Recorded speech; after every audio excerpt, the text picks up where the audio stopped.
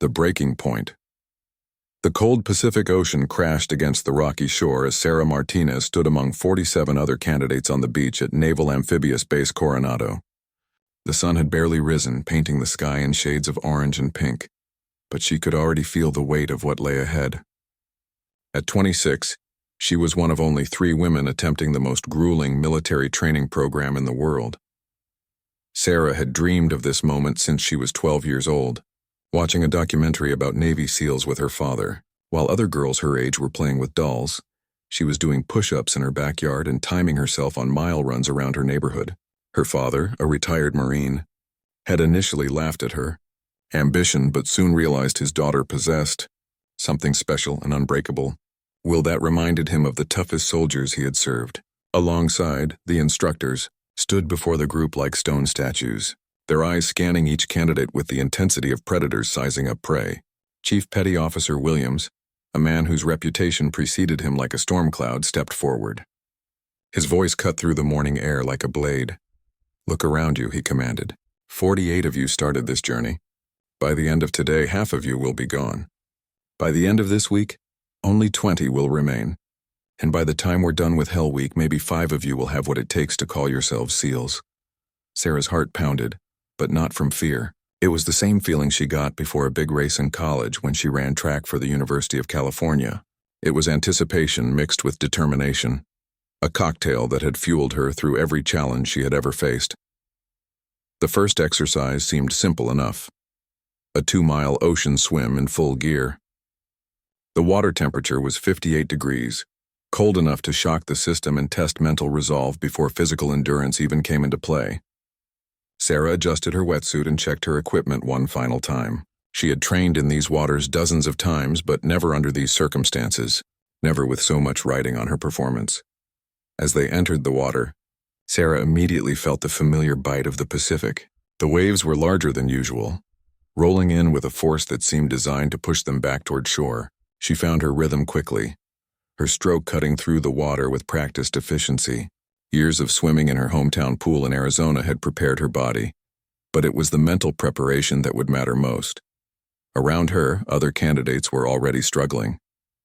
She could hear the labored breathing of the man swimming beside her, a mountain of muscle who had looked invincible on dry land but was now fighting against the ocean's relentless current. 2 candidates had already turned back, their dreams of becoming SEALs ending before the real test had even begun.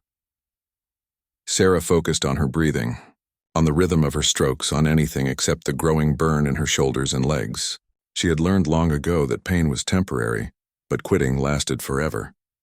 Her father had taught her that lesson when she was 14, during a particularly brutal summer training camp he had designed for her. The halfway point marked by a floating buoy seemed impossibly far away, but Sarah pressed on. She could feel the eyes of the instructors on the beach, watching through binoculars, taking notes, making judgments about who had what it took and who didn't. She refused to give them any reason to doubt her. As she touched the buoy and began the return journey, Sarah noticed she was in the top 15 swimmers. The realization gave her a boost of confidence, but she quickly pushed it aside. This was just the beginning, and she knew the instructors were looking for any sign of cockiness or overconfidence that they could exploit later. The swim back to shore felt twice as long as the first leg. The current had shifted, and now it was fighting against them with every stroke. Sarah's lungs burned and her muscles screamed for relief, but she maintained her pace. She had learned to embrace discomfort, to find strength in the places where others found only pain. When she finally felt the sand beneath her feet and stumbled onto the beach, Sarah was surprised to find herself among the first 10 candidates to finish. The instructors said nothing, their faces revealing no emotion, no hint of approval or disapproval. They simply pointed toward the next station where a series of obstacles awaited. The obstacle course looked like something designed by someone with a twisted sense of humor. Rope climbs, wall traverses, crawling sections through mud and sand, and cargo net climbs that seemed to stretch toward the clouds.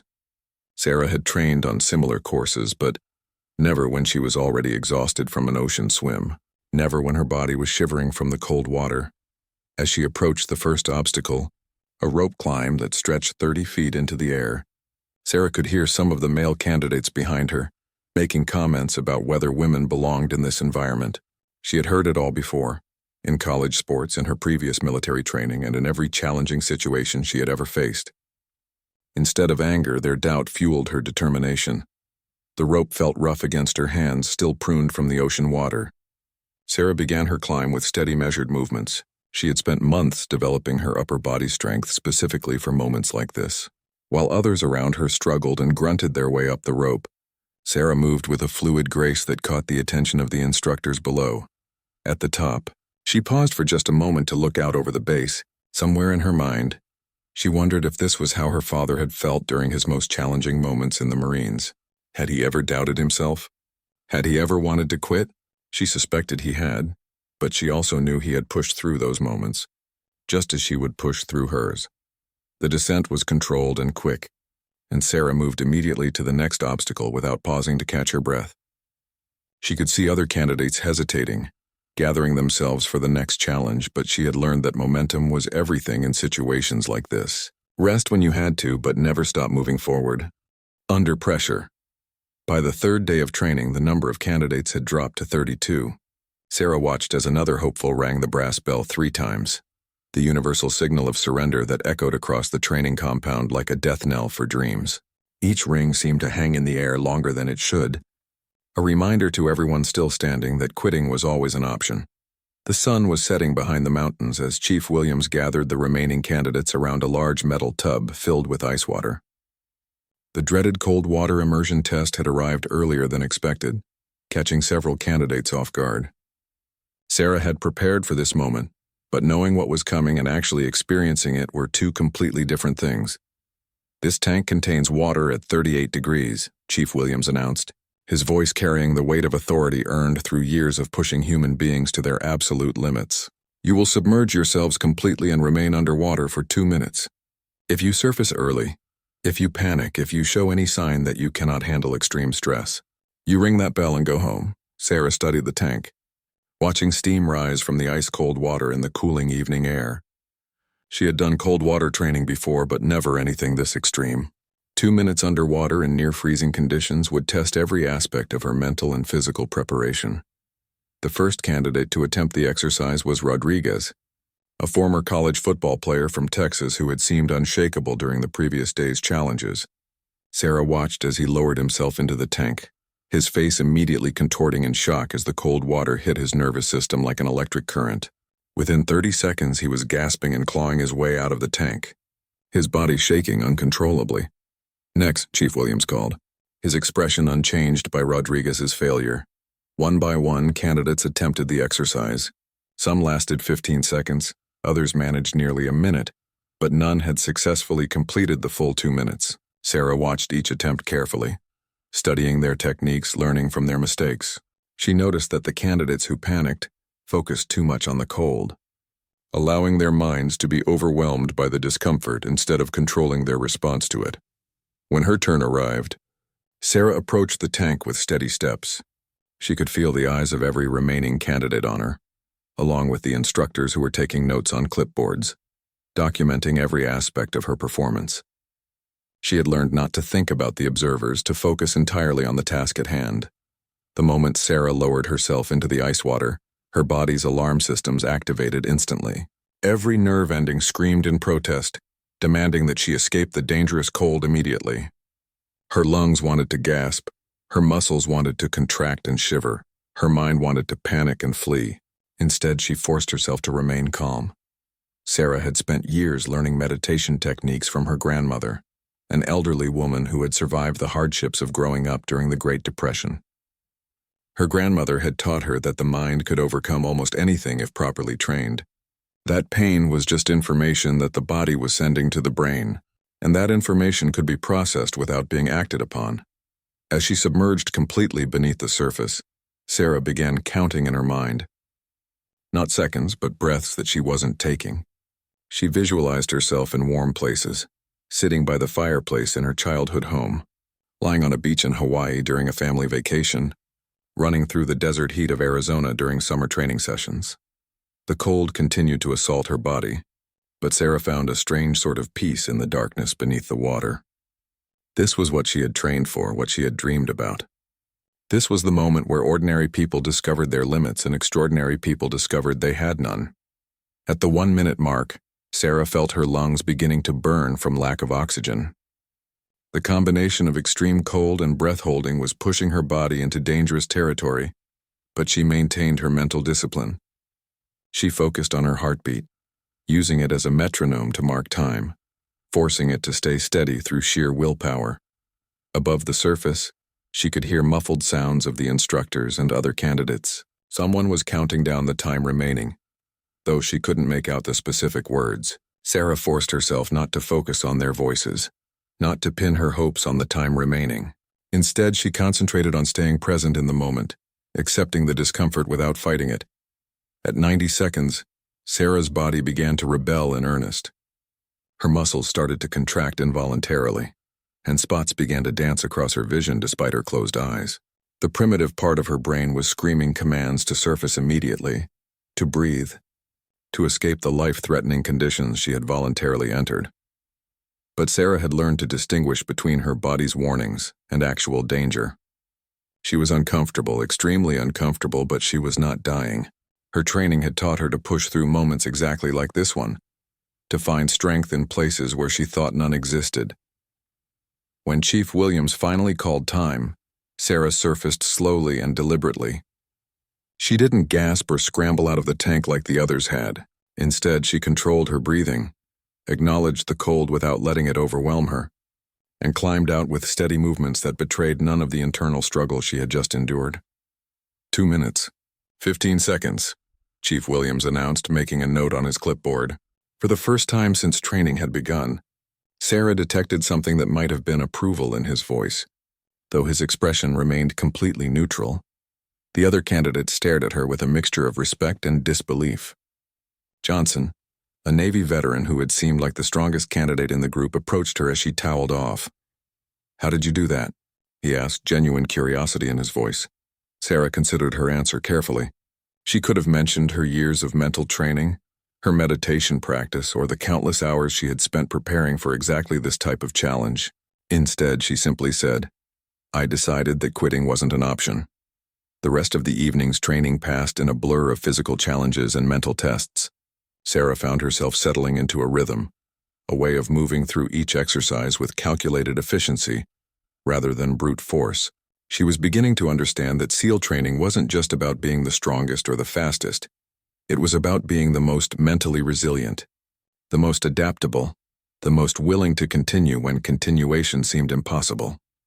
As the group gathered for evening meal, now down to 28 candidates, Sarah noticed that the dynamic among the trainees had shifted. The informal leadership hierarchy that had emerged during the first few days was being reshuffled, based on performance under extreme stress. Some candidates who had seemed dominant during the physical exercises were now showing cracks in their mental armor, while others who had been overlooked were emerging as steady, reliable performers.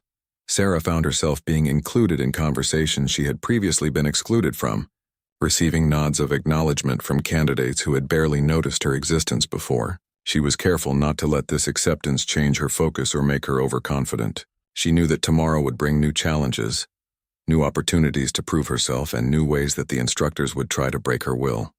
So the mental game Hell Week had arrived with all the subtlety of a hurricane. Sarah stood in formation at 4 a.m, her body already pushed beyond what she had thought were her limits, knowing that the real test was just beginning. The previous week had eliminated another 8 candidates, leaving 20 hopefuls who would face 5 days and nights of continuous training, with a total of 4 hours of sleep. The instructors had transformed overnight from tough but professional trainers into psychological warfare specialists. Chief Williams and his team now wore expressions of barely contained hostility, speaking to the candidates as if they were personally offended by their continued presence. Sarah understood this was part of the process. They were being pushed not just physically but mentally and emotionally, to see who would crack under the combined pressure. "Welcome to Hell Week," Chief Williams announced, his voice carrying across the pre-dawn darkness. "For the next 5 days we own you completely. You will eat when we tell you to eat, sleep when we tell you to sleep, and suffer exactly as much as we decide you need to suffer. Some of you think you know what tired feels like. You're about to learn how wrong you were." The first challenge came immediately, a 4-mile run in full gear through the soft sand of the beach, followed by a series of surf exercises that would leave them soaked and sandy for the remainder of the day. Sarah had learned to find a sustainable pace during long runs, but the sand made every step feel like she was running through thick mud. Around her, candidates were already beginning to struggle. Thompson, a former Army Ranger who had seemed invincible during earlier training, was breathing heavily and falling behind the main group. Sarah wanted to help him, to offer encouragement, but she had learned that Hell Week was designed to isolate each person with their own personal battle against surrender. The surf exercises that followed were designed to be miserable rather than just difficult. The candidates were forced to lie in the cold Pacific waves, allowing the surf to crash over them repeatedly while maintaining perfect formation. Sand worked its way into every piece of clothing, every piece of equipment, creating a constant source of irritation that would only get worse as the days progressed. Sarah found herself thinking about her grandmother again, the woman who had survived the Dust Bowl and the Great Depression, without losing her sense of humor or her determination to build a better life. Her grandmother had often said that comfort was a luxury, but strength was a necessity. Those words echoed in Sarah's mind as another wave crashed over her prone body. By noon, they had completed an obstacle course, a weapons cleaning exercise, and a navigation test through difficult terrain. The instructors had given them exactly 10 minutes to eat a meal that should have taken 30 minutes to consume properly. Sarah forced down peanut butter sandwiches and energy bars, knowing that fuel for her body was more important than taste or enjoyment. The afternoon brought the dreaded boat cruise exercise. The 20 remaining candidates were divided into 4 groups of 5, each team responsible for carrying a heavy rubber boat over their heads for miles of running, through surf zones, and across obstacle courses. The boats weighed over 200 pounds, and coordination between team members was essential for success. Sarah found herself assigned to a crew with 4 men, all of whom initially seemed skeptical about her ability to carry her share of the weight. Their team leader was Jackson, a former college wrestling champion who immediately began giving orders about pace and coordination. Sarah said nothing, simply positioned herself under the boat and prepared to do her part. The first mile went smoothly, with all team members maintaining good form and steady pace. But as fatigue began to set in, the cracks in their coordination started to show. Mitchell, the largest member of their team, began favoring his right shoulder, subtly shifting weight toward the other team members. Davis started breathing heavily and occasionally dropping his portion of the boat without warning. Sarah noticed these changes immediately, but said nothing. She had learned in previous team exercises that pointing out other people's weaknesses during moments of extreme stress often backfired, creating resentment and conflict that made the entire team perform worse. Instead, she quietly began compensating, shifting her position to help carry extra weight when needed. By the 3rd mile, their boat crew was falling behind the other teams.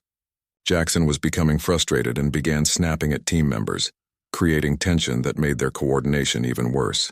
Sarah could see that their team dynamics were breaking down, exactly as the instructors had intended. "We need to talk about effort levels," Jackson said during a brief rest break, his eyes fixed on Mitchell and Davis. "Some people aren't pulling their weight." Sarah spoke for the first time during the exercise. "Everyone's doing their best," she said quietly. "Let's focus on what we can control." Jackson turned his attention to her, clearly frustrated that she had contradicted his leadership. "Easy for you to say. You're not carrying as much weight as the rest of us." It would have been easy for Sarah to point out that she had been compensating for Mitchell's injured shoulder for the past 2 miles, or that her smaller stature meant she was actually carrying a higher percentage of her body weight than any of the men. Instead, she simply said, "How can I help us move faster?" The question caught Jackson off guard. He had been prepared for an argument or defensiveness, not a genuine offer to improve their team performance. Sarah could see him processing her response, recognizing that she was focused on the mission rather than her own ego. "Let's try a different carrying position," Sarah suggested. "If we rotate the boat 90 degrees, we can use our stronger muscle groups and give everyone's shoulders a break." The change worked immediately. Their pace improved and team coordination became smoother, as the new position felt more natural for everyone involved. Within half a mile, they had caught up to the other boat crews and were matching their pace comfortably. But the instructors weren't finished with them. As evening approached, They were ordered into the surf for extended surf. Torture. Hours of lying in the cold waves while being subjected to a constant stream of verbal abuse and psychological pressure designed to make them quit. The water temperature had dropped with the sun, and Sarah could feel her core body temperature beginning to fall to dangerous levels. Around her, 2 more candidates gave up, stumbling out of the surf and ringing the bell that would end their dreams, but also their suffering. Sarah forced herself to focus on breathing, on staying present in the moment rather than thinking about how many more hours of this torture lay ahead. She began counting waves, using each crash of water as a marker of time survived rather than time remaining to endure. The mental game had become everything. Her body was operating on reserves she didn't know she possessed, running on willpower and determination rather than physical strength. Sarah realized that this was exactly what the training was designed to reveal, not who was the strongest or fastest, but who possessed the mental toughness to continue functioning when their body was telling them to quit. As midnight approached, marking the end of their first day of Hell Week, Sarah lay in the surf and smiled despite her exhaustion and discomfort. She was still there, still fighting, still refusing to give up on the dream that had brought her to this beach in the first place. A breaking point on the 4th day of Hell Week, Sarah's world had shrunk to a series of moments connected by sheer will. Sleep had become a distant memory, replaced by brief periods of unconsciousness that lasted minutes rather than hours. Her body moved through the training exercises automatically, muscle memory taking over when her conscious mind was too exhausted to direct her actions. Only 12 candidates remained from the original 48 who had started the journey. The brass bell had claimed another friend the night before. Williams, a quiet but determined candidate from Ohio, who had simply reached his breaking point during a midnight navigation exercise. Sarah had watched him walk toward the bell in a daze, his movements mechanical, his eyes unfocused from exhaustion and defeat. The morning began with what the instructors called Around the World, a punishing series of exercises that took the remaining candidates to every corner of the training facility: ocean swims, obstacle courses, weapons training, and classroom instruction on military tactics, all blended together in a haze of constant motion and relentless pressure. Sarah found herself paired with Martinez for a 2-person kayak exercise through heavy surf. Martinez was a former Marine who had impressed everyone with his physical strength, but was now showing signs of serious mental fatigue. During their paddle out through the waves, Sarah noticed his coordination was off, his paddle strokes inconsistent and poorly timed. "Stay with me," Sarah called over the sound of crashing waves. "Match my rhythm." Martinez nodded but continued to struggle with maintaining steady strokes. Sarah realized she would need to compensate by working harder to keep their kayak on course, but she had learned that helping struggling team members was part of what made someone SEAL material, not a weakness to be avoided. The waves grew larger as they paddled further from shore, testing their ability to work together under increasingly difficult conditions. Sarah could see that Martinez was fighting to stay conscious, his head nodding forward periodically before snapping back up with visible effort. "Talk to me," Sarah said, knowing that conversation might help keep him alert. "Tell me about home." Martinez began describing his family's ranch in New Mexico, his voice growing stronger as he focused on something other than his exhaustion. Sarah listened while maintaining her paddle rhythm, occasionally asking questions to keep him engaged and alert. Their return trip through the surf zone proved more challenging than the outbound journey. The waves had increased in size and frequency, creating dangerous conditions that required precise timing and coordination to navigate safely. Sarah watched the instructors on shore, knowing they were evaluating not just their paddling technique but their ability to function as a team under stress. As they approached the beach, a particularly large wave caught their kayak at the wrong angle, flipping them into the churning water. Sarah felt herself tumbling through the surf, her paddle ripped from her hands by the force of the wave. The cold water was a shock to her already exhausted system, but she forced herself to remain calm and swim toward shore. Martinez was struggling in the water beside her, disoriented from the capsize and fighting against the current. Without hesitation, Sarah swam toward him, grabbing his life vest and helping him navigate through the remaining waves to the beach. They stumbled onto the sand together, both coughing up seawater but otherwise uninjured. "Time penalty for capsizing," Chief Williams announced. "Both of you will repeat the exercise after evening chow." Sarah felt her heart sink.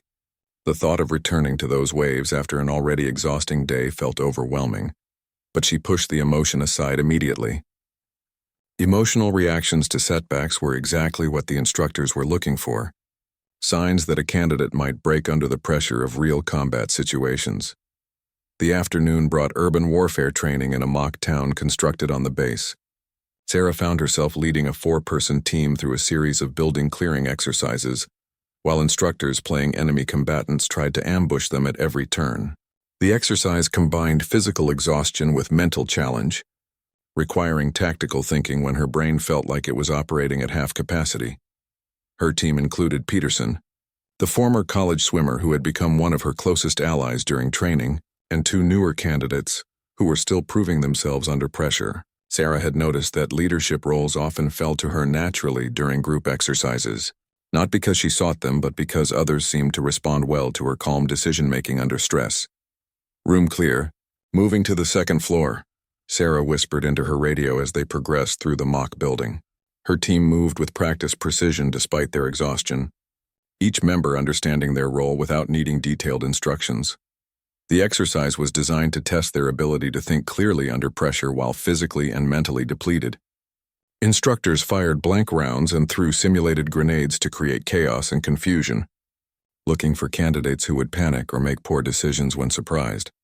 Sarah's team successfully completed their objectives, but she noticed that several other candidates were making fundamental errors in tactical judgment.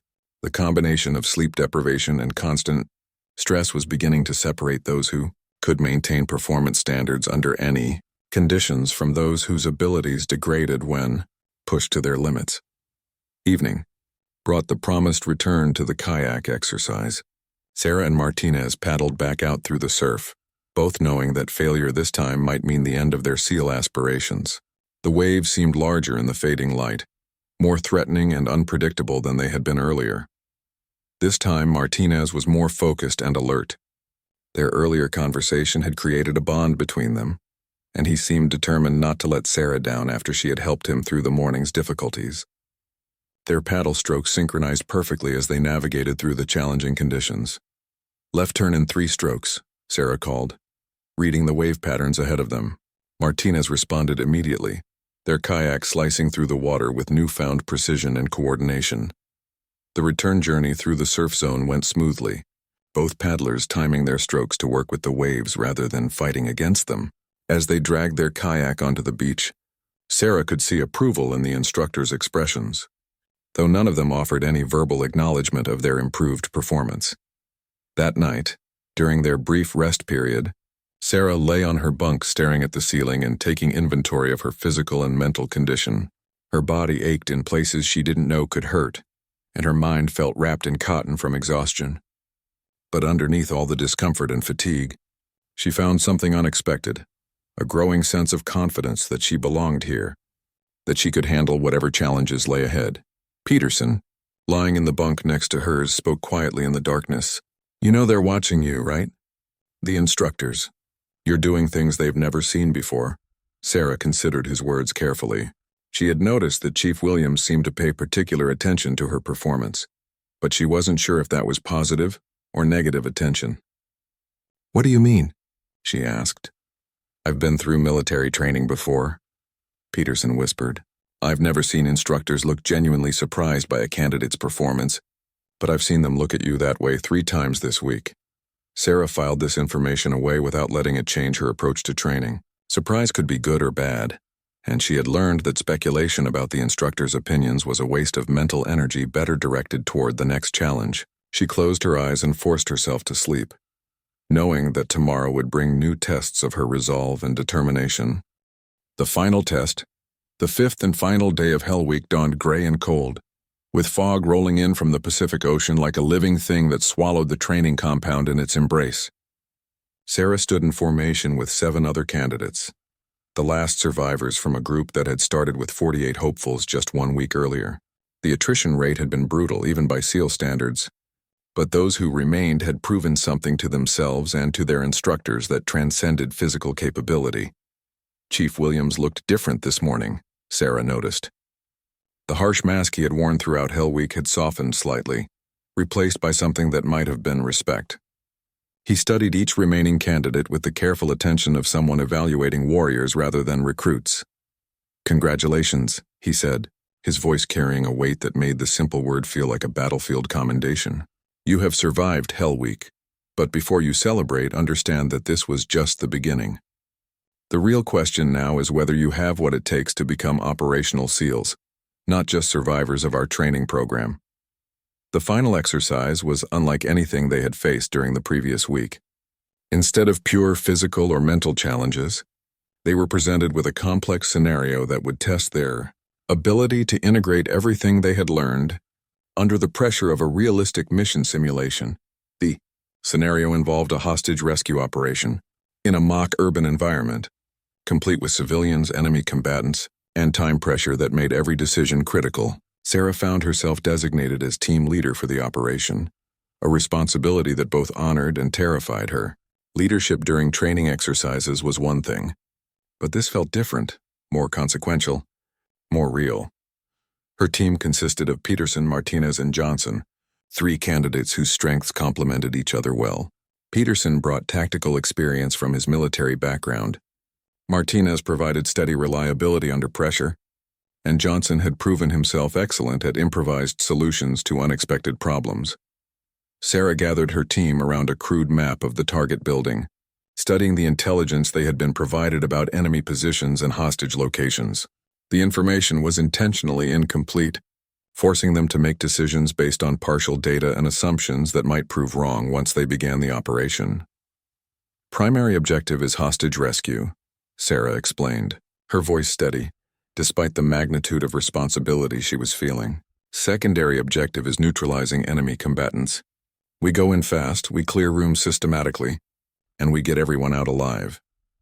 The building they were tasked with clearing was a 3-story structure with multiple entry points and numerous hiding places where enemy instructors could stage ambushes. Sarah had to balance speed with caution, knowing that moving too slowly might result in simulated hostage deaths, while moving too quickly could lead to tactical errors that got her team members killed in the exercise. They approached the building using cover and concealment techniques that had been drilled into them through weeks of training. Sarah could feel her heart rate increasing as they got closer to the target, but her mind remained clear and focused on the tactical situation unfolding before them.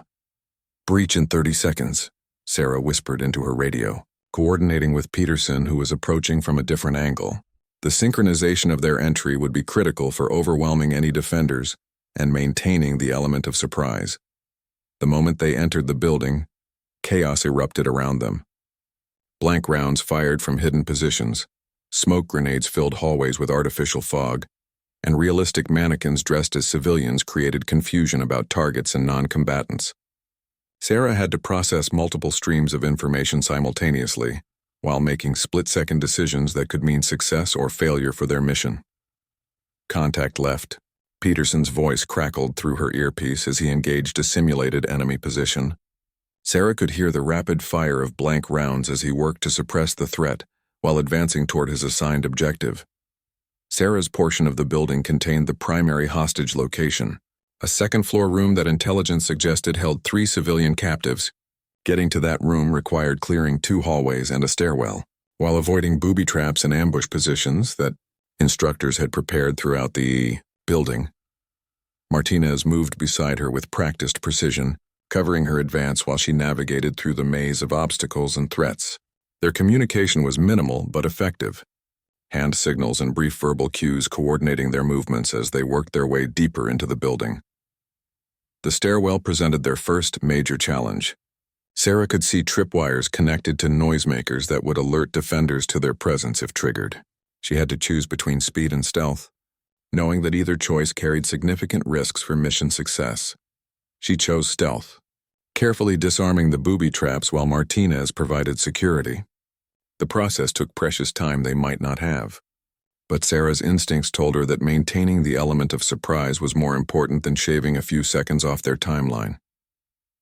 The second-floor hallway was lined with doors, any one of which might contain enemies or hostages. Sarah had to clear each room systematically, while maintaining awareness of the larger tactical situation developing throughout the building. She could hear gunfire and shouted commands from other parts of the structure, as her team members engaged their own challenges. The hostage room was the third door they cleared, and Sarah's heart raced as she realized the simulated captives were in immediate danger from an instructor playing an enemy guard. She had seconds to make a decision that would determine whether the exercise ended in success or failure. Sarah moved with explosive speed, using techniques she had practiced thousands of times but never under these conditions. Her simulated weapon fired 3 quick rounds center mass on the enemy instructor, while Martinez secured the hostages, all within the span of 3 seconds that felt like an eternity. "Hostages secure," Sarah reported into her radio, allowing herself a moment of satisfaction before refocusing on extracting her team and the rescued civilians from the building safely. The extraction proved more challenging than the initial assault. Enemy reinforcements had arrived on scene, requiring Sarah to coordinate with her team members to establish a safe corridor for moving the hostages to their designated extraction point. Every movement had to be calculated and coordinated, with mistakes potentially resulting in simulated casualties that would count against their mission performance. When the exercise finally ended and the all-clear signal was given, Sarah found herself standing in the middle of the training compound with her team, all of them breathing heavily and running on pure adrenaline. Chief Williams approached them with his clipboard, making notes about their performance that would become part of their permanent training records. "Mission successful," he announced, his voice carrying the first hint of genuine approval Sarah had heard from him since training began. "Hostages rescued, minimal casualties, good tactical decision-making under pressure." Sarah felt a surge of pride that she quickly suppressed. The mission had gone well, but she knew that real combat situations would be exponentially more complex and dangerous than any training exercise could simulate. Still, she had proven to herself that she could lead effectively under pressure, that the months of preparation and the hell of the past week had forged her into someone capable. Beyond breaking. 3 months later, Sarah stood once again on the beach at Naval Amphibious Base Coronado, but everything had changed. The grueling weeks following, Hell Week had transformed her from a determined candidate into something she was still learning to understand, a fully qualified Navy SEAL. The graduation ceremony was scheduled for the following day, but tonight belonged to reflection and the quiet satisfaction of a dream realized against impossible odds. The training that followed Hell Week had been equally demanding but different in character. Where Hell Week tested raw determination and the ability to endure suffering, the advanced phases focused on developing the technical skills and tactical knowledge that would make her effective in combat operations, underwater demolitions, advanced weapons training, parachute operations, and specialized reconnaissance techniques had filled every waking hour for months. Sarah had excelled in areas that surprised even her instructors. Her small stature, which some had initially viewed as a disadvantage, proved ideal for infiltration operations and confined space work. Her natural leadership abilities, demonstrated during the final Hell Week exercise, had developed into sophisticated tactical command skills that earned respect from both instructors and fellow candidates. Of the 8 candidates who survived Hell Week, 6 had made it through the complete program. Peterson had been eliminated during underwater demolitions training when he developed complications from repeated deep-water exercises. Martinez had voluntarily withdrawn during the final phase when his wife gave birth to premature twins, and he chose family responsibilities over military ambition. Sarah understood both decisions and harbored no judgment. The program demanded sacrifices that not everyone could or should make. The evening before graduation, Chief Williams approached Sarah as she conducted a final equipment inspection. The man who had seemed like an implacable enemy during Hell Week now carried himself with the demeanor of someone who had watched her transformation. From promising candidate to proven warrior, Martinez, he said, using her last name in the formal manner that had become familiar over the months of training. "Walk with me." They strolled along the beach where she had first entered the frigid Pacific water what felt like a lifetime ago. The sunset painted the sky in brilliant oranges and purples, creating a backdrop that seemed almost too beautiful for the conversation Sarah sensed was coming. "In 23 years of running SEAL training programs," Chief Williams began, "I have never seen a candidate adapt and overcome the way you have. Not just the physical challenges, though your performance there has been exceptional. I'm talking about your ability to find strength in situations specifically designed to reveal weakness." Sarah listened without interrupting, understanding that this was more than casual conversation. Chief Williams was sharing an evaluation that would influence her future assignments and career trajectory within the SEAL community. During Hell Week, we watched you carry teammates who were struggling without making them feel diminished. During tactical training, you demonstrated leadership instincts that typically take years to develop. During the final exercise, you made decisions under pressure that showed not just courage, but wisdom. The beach stretched empty in both directions, giving them privacy for a conversation that felt historically significant. Sarah realized that she was likely among the first women to receive this type of feedback from a senior SEAL instructor, and the weight of that responsibility was not lost on her. "What happens now?" Sarah asked, genuinely curious about her future role within an organization that was still adapting to the integration of female operators. Chief Williams stopped walking and turned to face her directly. "Now you prove that everything we've seen during training translates to operational effectiveness in real-world situations. You'll be assigned to a team that has specifically requested you based on your training performance. They need someone with your particular combination of skills for missions that are unconventional." The implications of his words settled over Sarah like a heavy cloak. She understood that her gender would make her valuable for certain types of operations, where traditional SEAL teams might face limitations. Infiltration scenarios, intelligence gathering in environments where male operators would be conspicuous, and situations requiring cultural sensitivity that her background and instincts might provide. "Are you ready for that responsibility?"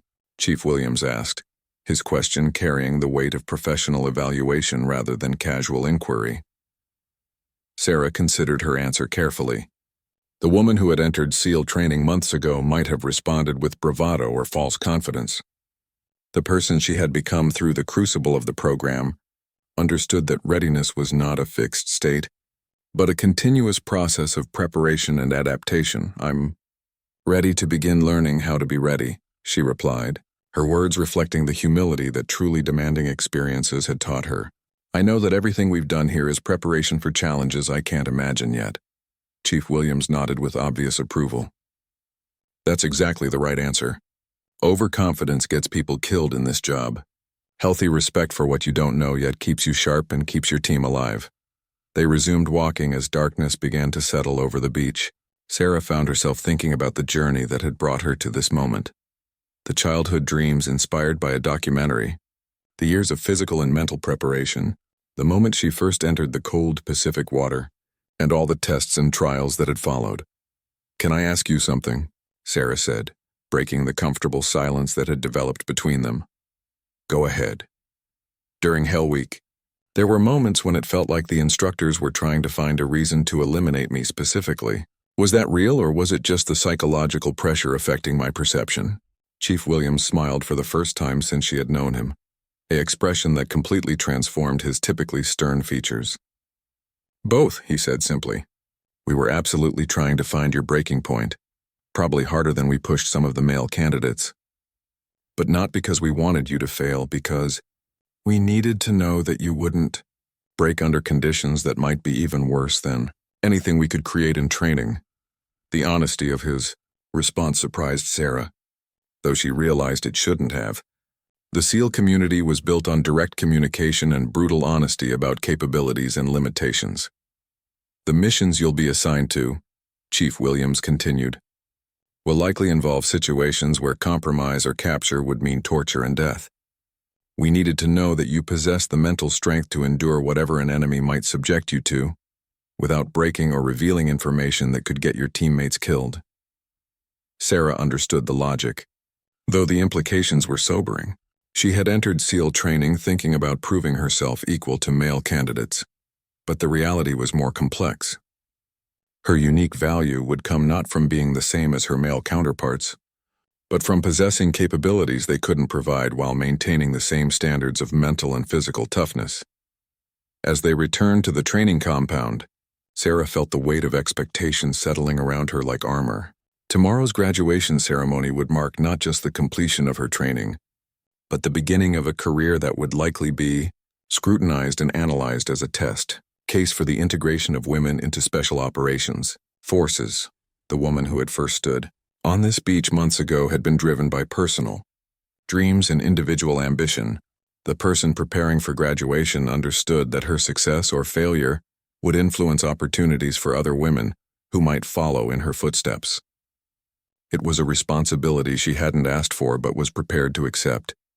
That night, lying in her bunk for the last time as a trainee, Sarah reflected on the transformation she had undergone. The physical changes were obvious. She was stronger, faster, and more capable than she had ever been. But the mental changes were more profound. She had learned to find calm in chaos, strength in suffering, and leadership in moments when others looked for someone to follow. Tomorrow she would graduate as a Navy SEAL, but tonight she understood that the real test was just beginning.